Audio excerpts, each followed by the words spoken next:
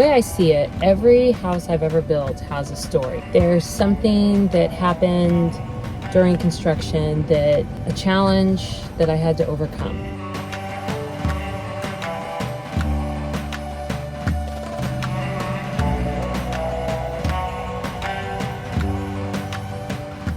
This house is an architectural masterpiece. I mean, look at those beams. They go from the front of the house to the back of the house.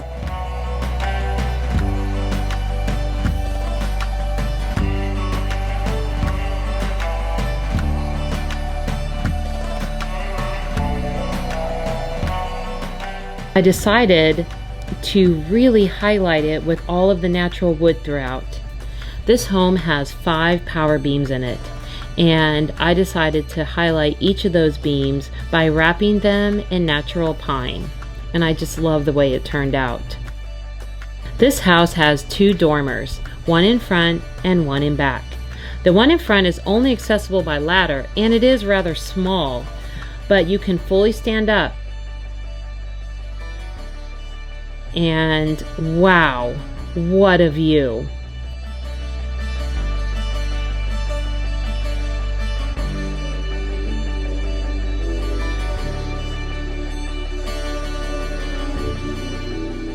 So you'll see that it has its own separate little dining nook, and there's windows all around. I love that space. Has custom built-ins for seating and custom cushions.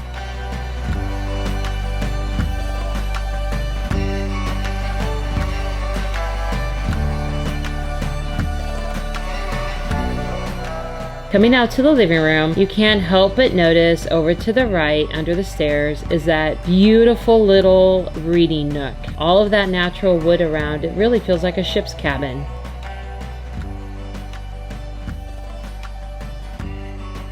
And then we have the kitchen, and yeah, it's small, no doubt, but I love the retro fridge. There's plenty of storage.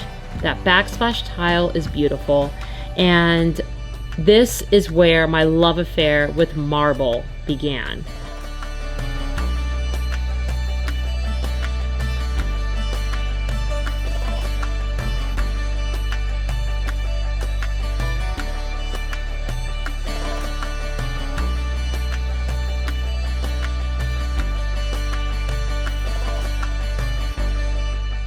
The bathroom is small, but again, it's wrapped in that really beautiful natural wood beadboard and that dark tile. It's just stunning.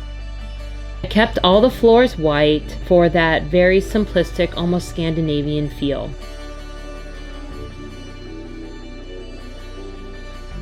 The bedroom and back is serene and calming.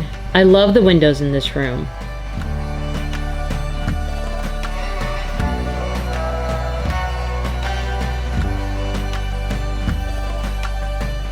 And there's a door that leads out to a small back porch.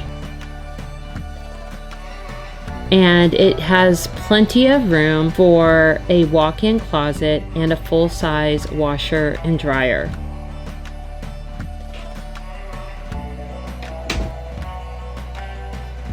Heading back through the kitchen, back out to the living room. Let's go upstairs. I absolutely love these stairs. I love the little jaunt to the left. That was actually done because we needed more headroom coming up the stairs, and I love the way it turned out. A problem that turned into something really beautiful. I just love this space up here. For one, you really get the feel of the architecture and all the beams. I mean, wow, look at that view of those ceiling beams and everything highlighted with the natural wood. It's absolutely stunning. I mean, I just cannot get over this view. So much style, so much design packed into 688 square feet. There's probably more style and more design in this home than homes triple its size. I really appreciate you finishing the tour of this house with me, and if you'd like to stay just a little bit longer, I want to share with you the story of some of the challenges that I ran into during the construction of this home.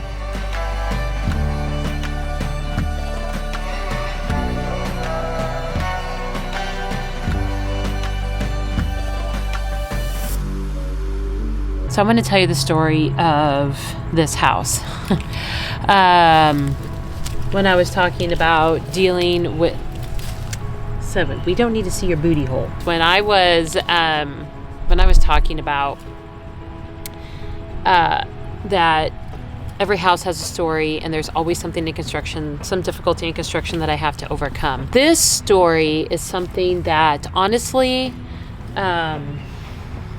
could have ended my construction career before it even began. So what happened with this house? What's the story behind this house? Well, I chose the wrong framer. And let me explain how this happened. I was new. This was only the second house I'd ever built. And the framers that I used on the first house, while they were good and I didn't have any issues with them, when I was ready to start building this one, I couldn't find them. They kind of went MIA. So I took the recommendation of somebody I knew and got a bid from this framer, and his price came in significantly cheaper than 2 other framers that had bid the project. And because he was recommended to me by people I knew, and because his price was so low, I thought, I can't go wrong, let's go. The day I realized that this was not the right framer was the day that the pilings were already in the ground and the guys were notching the pilings for the stringers, and there were 8 pilings around the perimeter of the foundation that needed to be left taller so that they could tie into the floor joist system. And this was for structural reasons, because we're building on an island and there's windstorm and we have to meet structural requirements for these homes. This was engineered. And I went over this with the framer, explained everything to him. He said, don't worry, I've explained it to my guys. I got to run to another project. I'm going to leave them here. They know what they're doing. I'm watching them. Everything seems to be going okay. I don't feel like they're over notching. I feel like things are going pretty well. I had to go make some phone calls, so I went to my truck and I was parked across the street from the project. I had my eye on what they were doing the entire time though. And I'm sitting in there and I'm on the phone, and I watch the guy with the chainsaw. That's what you use to notch the pilings. So I watched the guy with the chainsaw. He had just finished up notching one of the inner pilings, and I see him look over at one of the pilings that is extra tall, that is left that way so that it can tie into the floor joist system. And I see him start walking toward it very deliberately. And in that moment, I knew this guy is heading to that piling, and I think he's going to cut the top of that piling off. Before, I didn't even turn off my truck. I didn't even, in the phone call, I literally just jumped out of my truck, because once you cut these pilings, they're cut. Like, that's it. There's no going back. And as I watched him deliberately walking to that piling, I'm jumping out of my truck. But by that time, it's too late. He's got the chainsaw going. It's loud. He can't hear a word I'm saying. And I'm running, sprinting to him. And the moment that I get to him is the moment I see the top of that piling topple to the ground. It's too late. The piling has been cut. The piling is supposed to tie into the floor joist system for structural purposes is laying on the ground in front of me. And the guy knows he's done something wrong. Probably because I'm screaming at this point, kind of freaking out. And it was at that moment that I kind of saw the entire project flash before my eyes, and I thought, this is just the beginning. Oh no. Anyway, I called the engineer. I got the inspector out there. We came up with a solution, but I knew I wasn't going to be able to continue to use these framers. If they're going to make this kind of egregious mistake at the beginning of a project, which was costing me money because they had to redesign something, we had to make a fix for that mishap. As I'm talking to the inspector, he pulls out my plans and he's looking at the plans, and he's a builder too. And he says, you know, these are very complex plans. He said, I'm a bit concerned if you continue with these framers, they're not going to be able to handle this. And I already knew I was going with a different framer. And I said, yeah, I know. I said, I'm going to have to kind of go back to the drawing board and find another framer. The inspector looked at me, and I think he took pity on me because he knew I'm a new builder, and this was a big problem. And framers are so important. I mean, every trade is important, I would say, you know, in the construction of a home, but framers can really make or break a project. And he said, you know, I'm not supposed to do this. He said, but my framer, the one that I have used for many years, is wonderful. And I know that he could handle this complex plan, and I know that you would be very happy with him. He said, I'm going to give you his contact information.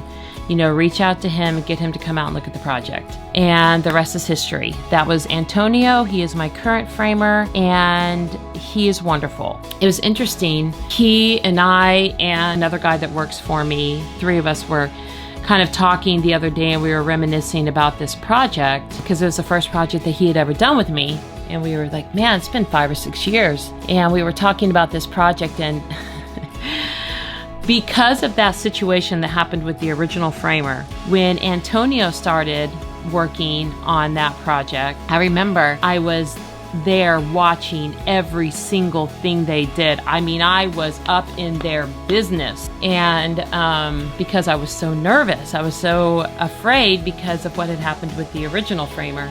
Antonio, my framer, was joking and said she was so close and involved in everything that we were doing that at some points we had to kind of say, hey, you know, you're in our way, you need to move.